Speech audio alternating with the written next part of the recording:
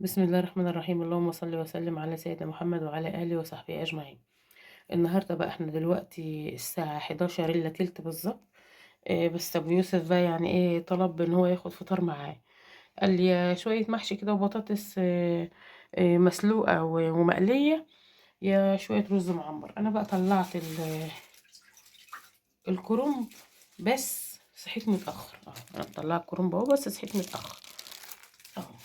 قلت أعمل ايه بقى، قلت أعمل بسرعة كده شوية رز معمرين، وهعملهم بقى عندي في الفرن جوه، وبغلي اللبن اهو، شايفين اهو بغليه.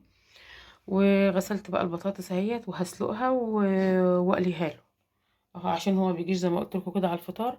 بس هو قال لي ايه يعمل لنا لقمه، يعني ساعات بيحتاسوا بقى يلاقوا المطاعم مثلا زحمه، او صاحب الشغل ما إيه بيبقى مثلا معاهم وهم يجيبوا فطار ولا حاجه، ما خلاص الدنيا زحمه اهو. قلت بقى اعمل لهم صينيه رز اهيت، وهعمل بقى البطاطس. انا بغلي اللبن عشان احنا بنحط اللبن سخن على على الرز زي ما انتوا عارفين. غسلت بقى الرز اهوت ونقعته في الصينيه اهو اهو. هشطفه برضو مره كمان، وارجع لكم بقى واحنا بنحط اللبن على الفرن. هولع بقى على البطاطس، نحط الرز في الفرن. هولع بقى على البطاطس دلوقتي. وجبت بقى طماطم، وجبت بتنجان اسمر بره اهوت.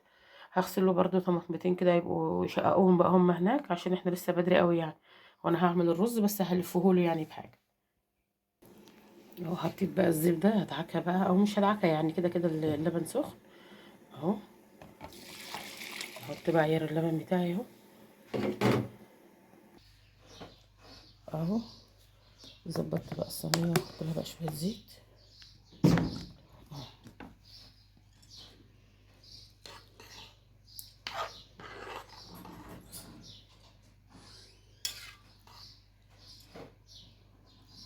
انا كنت سايبه شويه يعني يتنقع اهو. ادخل بقى البلكونه كده واظبط الدنيا.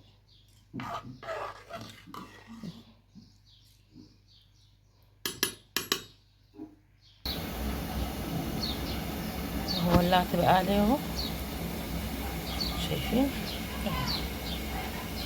نفسي بقى اجدد الفرن ده، شايفين عمل ازاي، نفسي والله اجدده اهو.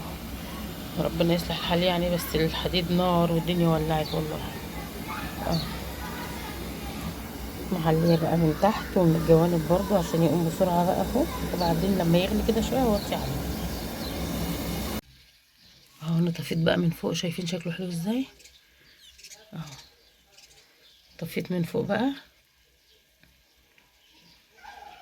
ومهديه بقى خالص، شايفين هو العادية ازاي من الفتحة اللي جوه ديت اهو. شايفين وشه حلو ازاي، هو هينشف اهو بقى، وعايزة اغطيه، بس خايفة اغطيه وشه يتاخد، بس الغطا بتاع الصينية ديت عالي يعني مش هياكل وشه ولا حاجة اهو. بقشر بقى البطاطس جوه بقى في المطبخ. ههدي برضه عليه سنة شوية عن كده واسيبه بقى، وبعدين ايه ارفعه بقى شوية اهو يا حبايبي. وانا بقى كنت خلصت الاكل، بس رزان بقى جاي زعلان من الدرس. واحده يعني عيله كده في الشارع بتحدف عيل، قامت جايه الطوبه في وش رزان.